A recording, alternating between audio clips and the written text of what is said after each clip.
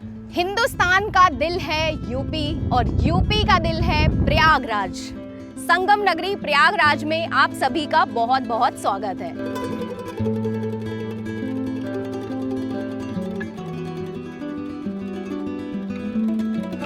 Hello friends, welcome back to my channel simply Shilpi. मैं हूं शिल्पी और मैं हूं संगम सिटी प्रयागराज में और आप सभी मेरे साथ घूमने वाले हैं प्रयागराज। यहां का करने वाले हैं पूरा टूर।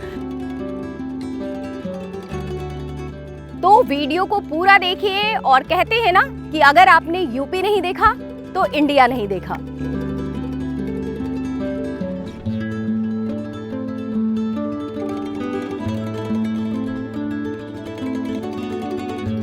मैं हूँ प्रयागराज के मदन मोहन मालवीय पार्क में, जो कि बहुत सारी चीज़ों के लिए जाना जाता है। बहुत खास है ये पार्क और इसमें क्या क्या चीज़ें खास हैं, क्यों ये पार्क इतना जाना जाता है, ये सारी चीज़ें आज मैं आपको बताऊंगी। और हमारे साथ हैं आज चीफ गाइड रतन खरे, जो कि आज हमें पूरा प्रयागराज घुमाएंगे, यहाँ का पूरा वॉक कराएंगे। तो आइए। Morning everybody, it is a very opportunity कि आज हम मिंटो पार्क में हैं।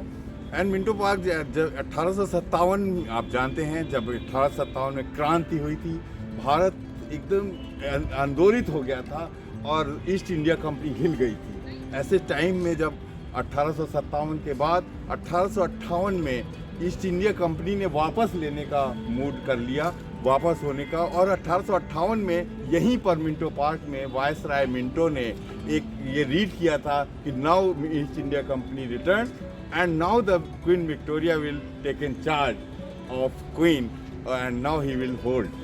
So it is the big place where Viceroy Minto has read all this.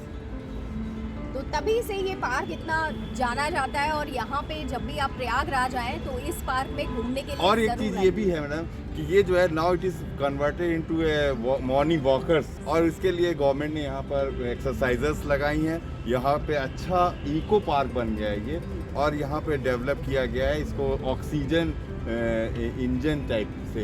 यहाँ पर now the morning walker come and take new oxygen for the day.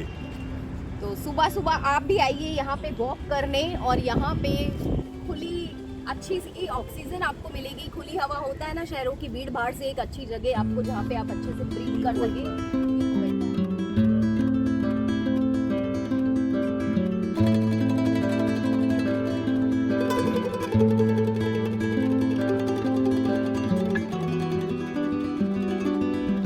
तो अभी मैं आई हूँ सरस्वती घाट पे और यहाँ पे होता है हर साल त्रिवेणी महोत्सव, और आप मेरे पीछे यमुना ब्रिज देख सकते हैं।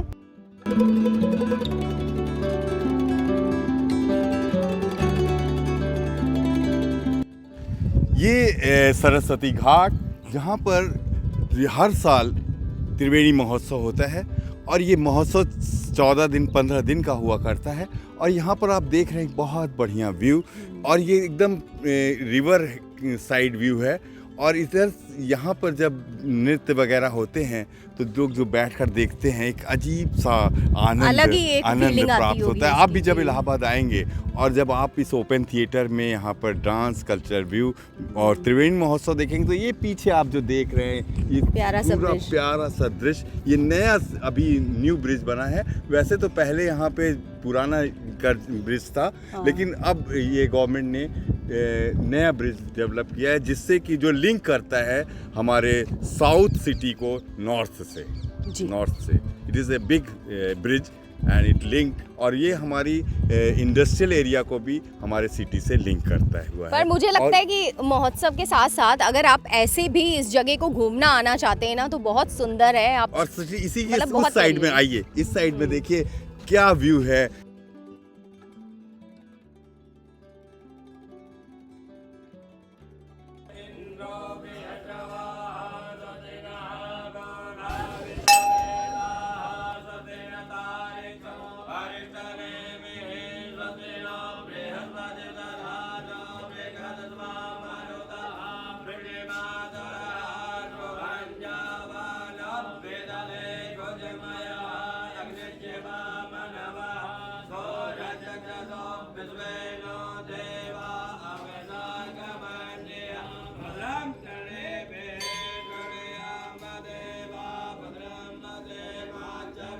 तो ऐसा कहा जाता है कि इस मन कामेश्वर मंदिर में अगर आप भी कोई मन्नत मांगते हैं तो आपकी सारी इच्छाएं यहाँ पे पूर्ण होती हैं।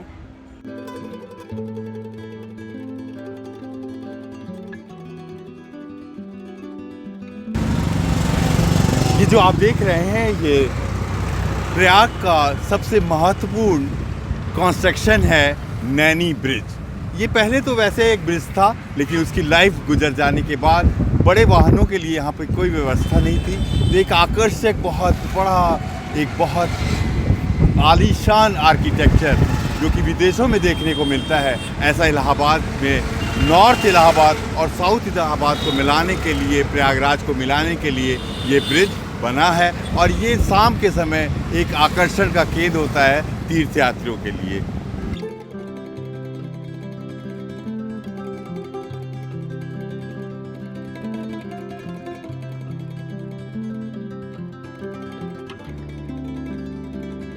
मैं अभी यमुना बैंक के किनारे त्रिवेणी पुष्प में हूँ, जहाँ से आप पूरे, जब यहाँ पे कुंभ लगता है तो कुंभ के दर्शन कर सकते हैं, पूरे संगम के दर्शन आप यहाँ से कर सकते हैं। और साथ ही यहाँ पे बहुत सारे जो हमारे फेमस अयोध्या में राम टेम्पल बनने वाला है उसकी रेप्लिका आपको देखने के लिए मिल जाएगी। साथ ही केदारनाथ, बद्रीनाथ की भी रेप्लिका आपको यहाँ पे देखने के लिए मिल जाएगी कि अगर आप वहाँ जाके दर्शन ना कर सके तो यहीं पे दर्शन कर सकते हैं।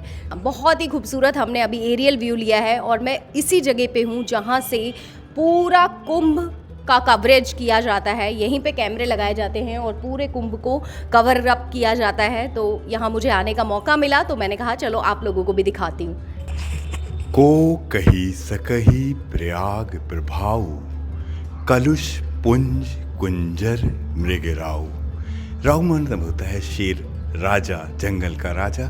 जिस तरह जंगल का राजा शेर जंगल के शिकार करता है झुंड पर, उसी प्रकार यहाँ पर प्रयागराज में आने वाले तीर्थयात्रियों के पापों के झुंड पर यहाँ के 12 माधव उसके पापों का नाश करके उसे अमृत का पान कराते हैं। ये वही स्थली है। आप देखिए किला घाट, ये देखिए संगम, ये त्रिवेणी घाट, और यहाँ से आप देख रहे हैं एरियल व्यू। ये व्यू सही में आपको दिखा रहा है कि ये लंबा चौड़ा प्रयागराज जो आपके आगमन के लिए उत्सुक है, आपके स्वागत और आपकी पावड़े बिछाए बैठा हुआ है कि आओ आओ और यहाँ का अमृत का पान करो, और यहाँ आकर इस कुंभ नगरी को आपके स्वागत के लिए पावड़े बिछाए खड़ा हुआ है।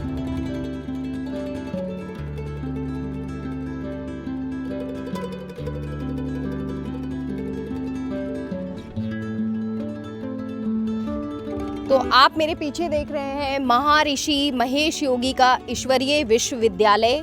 यहाँ पे वेदों की शिक्षा दी जाती है। तो यहाँ पे बहुत सारे स्टूडेंट्स हैं जो यहाँ पढ़ाई करते हैं और वेद और पुराणों की शिक्षा प्राप्त करते हैं। विशाल वेद विश्वविद्यालय है, जहाँ आप जानते हैं कि भारत के वेद, चारों वेदों का व्याख्यान पूरे वर्ल्ड, पूरे विश्व में है। और उस वेदों की पढ़ाई करने के लिए यहाँ पर वेद विश्वविद्यालय महर्षि महेश योगी जी ने खोला, जो कि अमेरिका बेस्ड थे, और उन्होंने पूरे विश्व में तमामों जगह इस विश्वविद्यालय की स्थापना की। और यहाँ पर उसका केंद्र है। यहीं पर मरणोपरांत वो आए और यहीं पर उनका ये स्मरण में ये स्थान बनाया गया है। महर्षि महेश योगी जी का ये बहुत बड़ा स्थल उनकी स्मृति में बनाया जा रहा है, जो तीर्थयात्रियों के लिए एक बहुत बड़ा तीर्थ स्थल साबित होगा।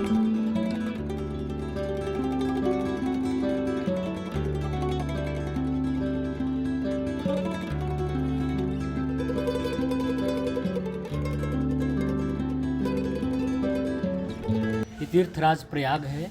यहाँ गंगा, यमुना, सरस्वती, त्रिवेणी संगम है और उन्हीं में से ये अधिनायक हैं भगवान सोमेश्वर महादेव। जैसे यहाँ भारद्वाज आश्रम भी है, वो भी एक अधिनायक ही हैं। उसी प्रकार ये सोमेश्वर महादेव का जो मंदिर है ये भगवान चंद्रदेव के द्वारा स्थापित है। और भगवान चंद्रमा को गणपति के द्वारा श्राप देने पे जो कलंक लगा था, उस कलंक को मिटाने के लिए चंद्रमा ने माँ गंगा के तट पे आके सोमेश्वर महादेव की स्थापना करी। और इस मंदिर की जो मान्यता है कि 40 दिन तक जो भी अपने मन की कामना को पूर्ण करने के लिए दूध और बताशे का जो भी व्यक्ति 40 दिन लगातार भोग लगाता है और एक भी दिन नागा नहीं करना है, 40 दिन लगातार भोग लगाना है और भगवान सोमेश्वर महादेव उस भोग से प्रसन्न होकर के इस संसार में समस्त उपभोग करने वाली वस्तु चराचर जगत की जो भी उसकी कामना है संपूर्ण कामनाओं की पूर्ति करने वाले हैं। और भगवान सोमेश्वर महादेव के ऊपर जो कहते हैं शिखर दर्शन करने से परमात्मा का दर्शन होता है। यदि हम सब मंदिर में जा रहे हैं, बहुत सारी भीड़ है, हम भगवान को नहीं देख सकते। और जैसे आप देखेंगे कि भगवान भागवत में कहते हैं कि जब शांति दूत बन के भगवान गए थे और उनके विदुर भगवान को नहीं देख पा रहे थे, लेकिन भगवान ने विदुर को देख लिया था। ठीक उसी प्रकार यदि हम भगवान सोमेश्वर के इस तट पे आके, इस धाम में आके यदि भगवान का दर्शन भीड़वश नहीं भी कर पा रहे हैं, तो यहाँ का जो त्रिशूल है, ये त्रिशूल गमन करता है, चारों तरफ घूमता है। और वो कब घूमता है? पूर्णिमा के दिन घूमता है। जब पूर्णिमासी होती है तो चंद्रमा संपूर्ण हो जाता है, अपनी समस्त कलाओं से युक्त होता है। उन कलाओं से देख करके, कला के साथ साथ भगवान का ये जो त्रिशूल है ये भी घूमता है। और ये भी मान्यता है कि जो व्यक्ति प्रतिपदा से लेकर पूर्णिमा पर्यंत दर्शन करे उस त्रिशूल का, तो भगवान भूत भावन भोलेनाथ की असीम कृपा उसके ऊपर होती है। ये तीर्थराज प्रयाग की धरती है। इस तीर्थराज प्रयाग की धरती में आने से व्यक्ति कहते हैं कि दूर दराज कहीं भी देश विदेश व्यक्ति दिवंगत होता है, उसकी अस्थि लेकर के लोग आते हैं और त्रिवेणी संगम में प्रवाह करते हैं। और हमारी गंगा माँ में एक वैज्ञानिक पद्धति है कि कुछ ऐसा पाया जाता है एंटीवायरस कि उसमें हड्डियाँ गल जाती हैं।